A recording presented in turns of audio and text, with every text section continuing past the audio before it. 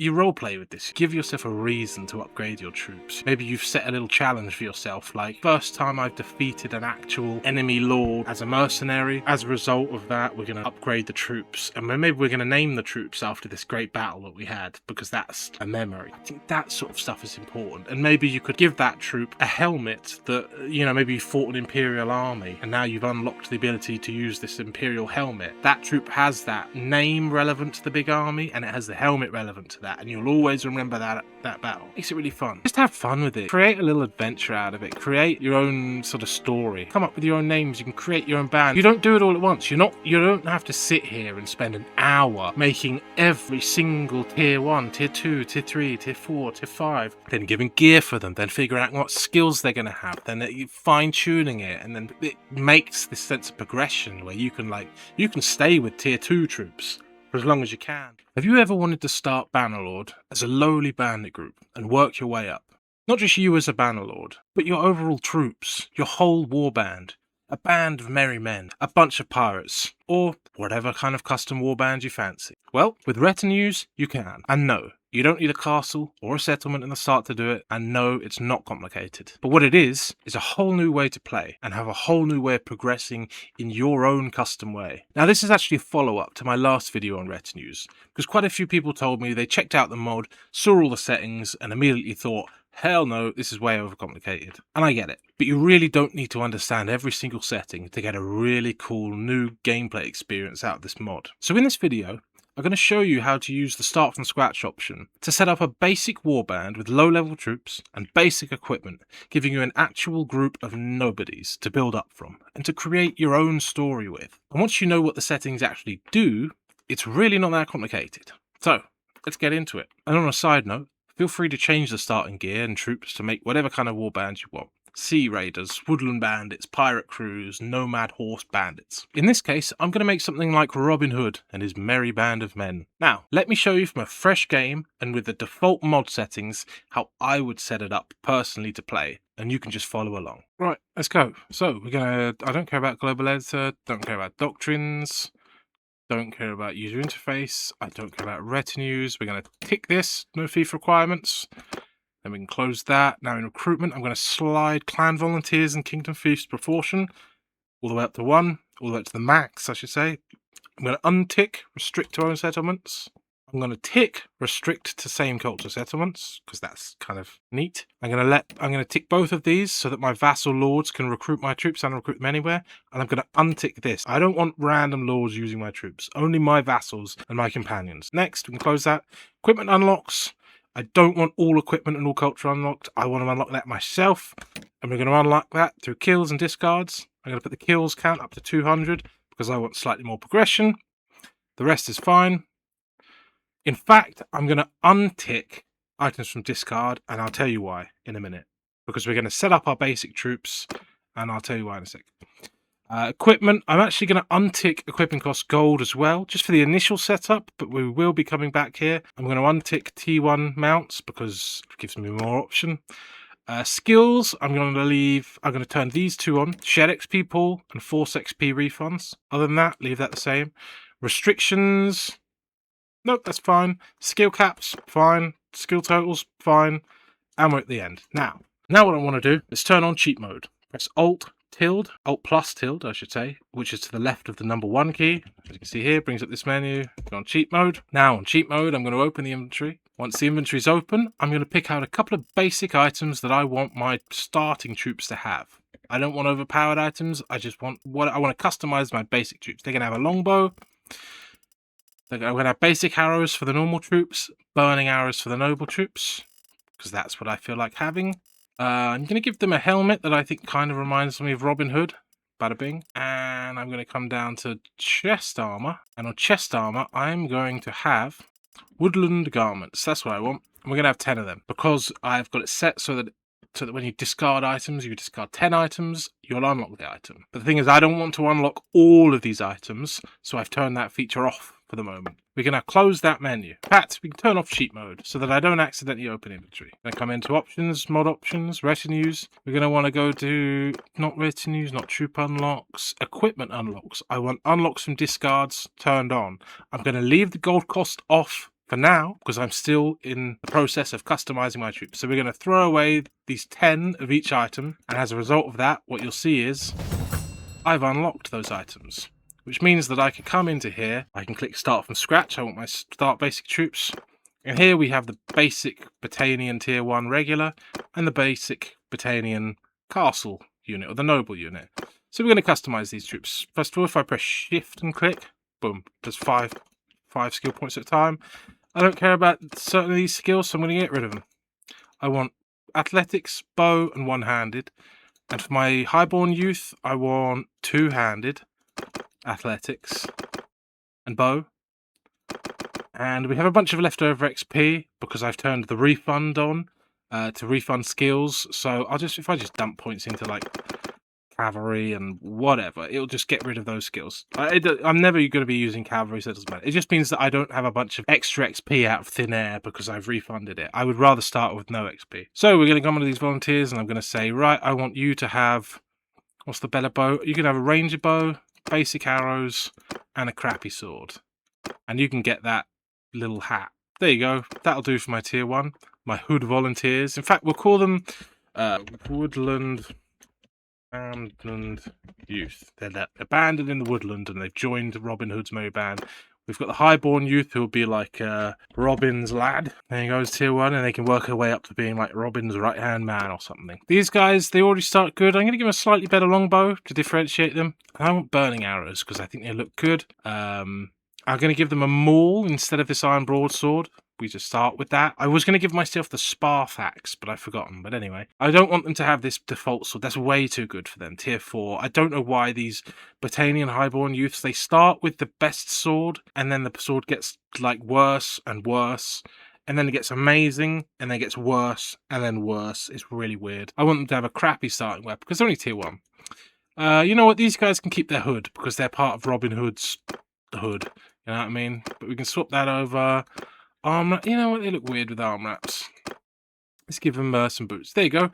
And now I've designed my basic starting troops here. I've managed to cheat in the units. So if I hadn't turned off the discards option, when I opened cheat mode and then closed it, all of those millions of, whatever, every single item in the game basically would have counted as me discarding it, and it would have taught me every single item in the game, which would mean I could pick from anything.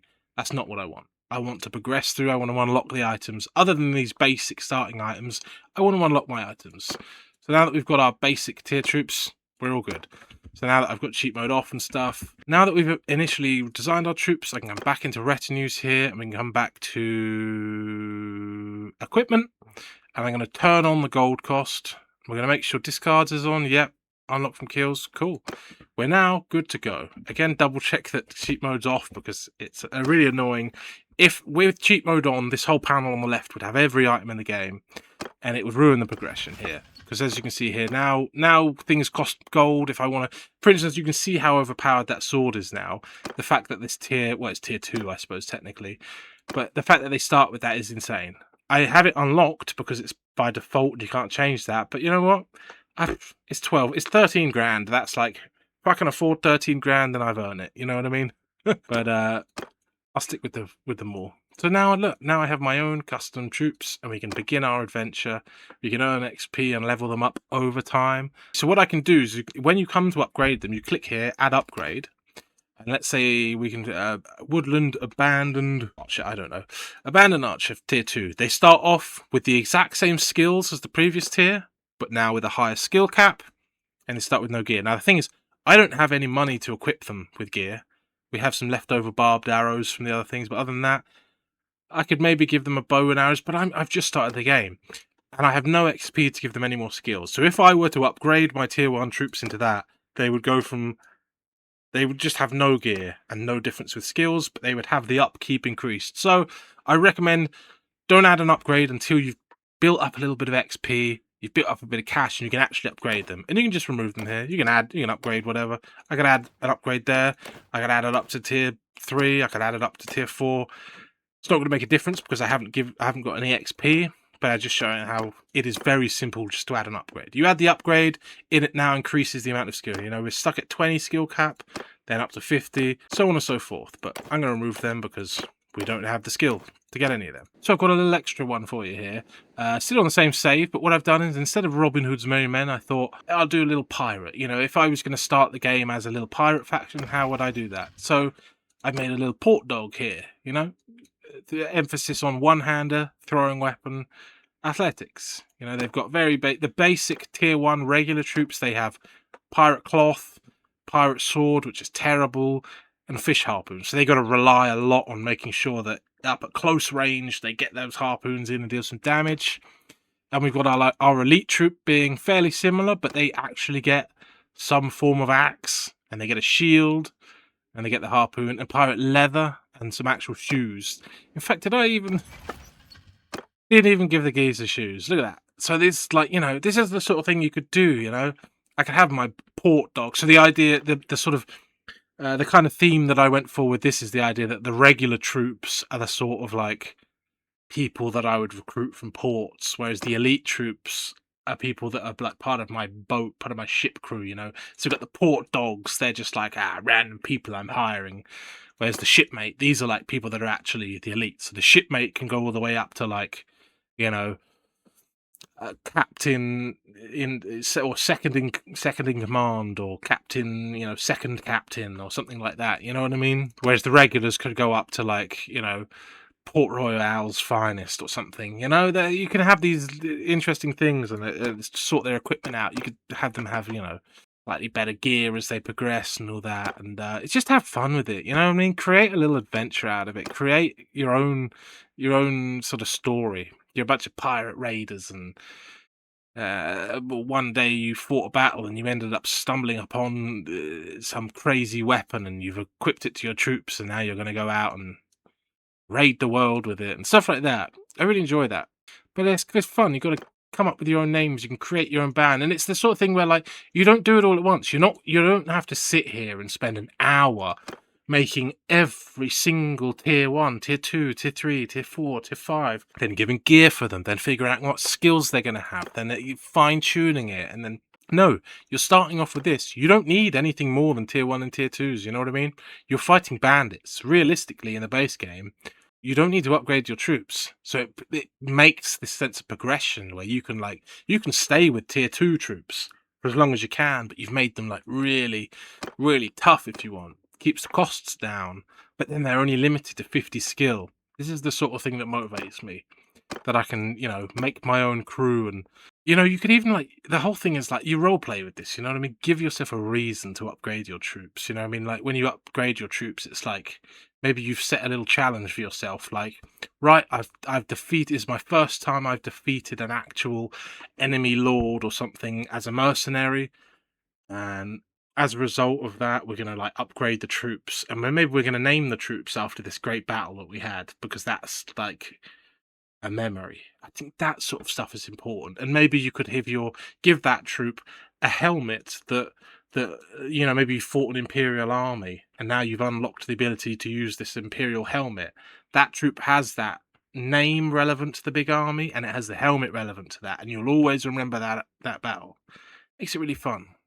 So anyway, yeah, that's it's a tutorial on how to do that. And yeah, if you guys have any, like, ideas on starting parties, or, you know, the way that how you would use this mod, it's just I want to try and break out of this idea that, like, so many people I've seen that use this mod use it just to come on here and say, like, right, set all the skills to, like, you know, where you get the skill, where is it, skill cap, set all the skills to max and make the most overpowered troops that have 600 skill on everything, and with 600 athletics they fly across. Because honestly, like, maybe if you're new that might seem appealing, but it's not that interesting, you know?